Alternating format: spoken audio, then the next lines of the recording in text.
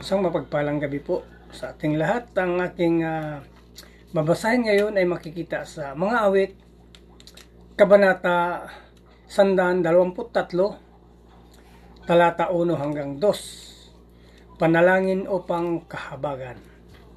Ang aking pagmasi doon, nakatuon sa luklukang trono mo, O Panginoon. Tulad ko'y aliping, ang inasahan ay ang amo niya para sa patnubay. Kaya tuloy-tuloy ang aming tiwala hanggang ikaw, Yahweh, sa aming maawa. Yan lang po. Maraming salamat po rin, Panginoon, sa kanyang banal na salita. God bless. Isang mapayapang gabi po sa ating lahat. Ang aking ibabahagi ngayong gabi ay mula po sa Aklat ng Mga Awit, Kabanata 123, sa talata 3. Ito po ang nakasaad. Mahabag ka, Yahuwa, kami kaawaan, labis na paghamak aming naranasan. Ito po ang nakasaad sa banal na kasulatan. Ibigay po natin lagi ang pinakamataas na papuri, pasasalamat sa ating Ama Lumikha. Amin.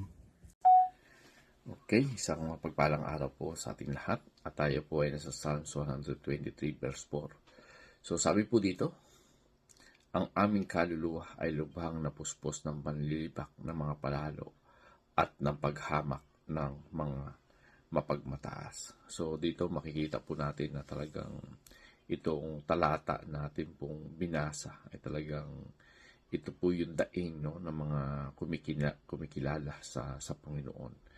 Na kumbaga talagang nandun yung paghamak, no? Talagang ipinapakita po talaga dito yung realidad ng buhay na kapag tayo ay sumusunod sa Panginoon, andyan po talaga yung pangungutya, pagmamaliit at hindi pagkakaunawaan. So purihin po muli ang Panginoon and God bless everyone.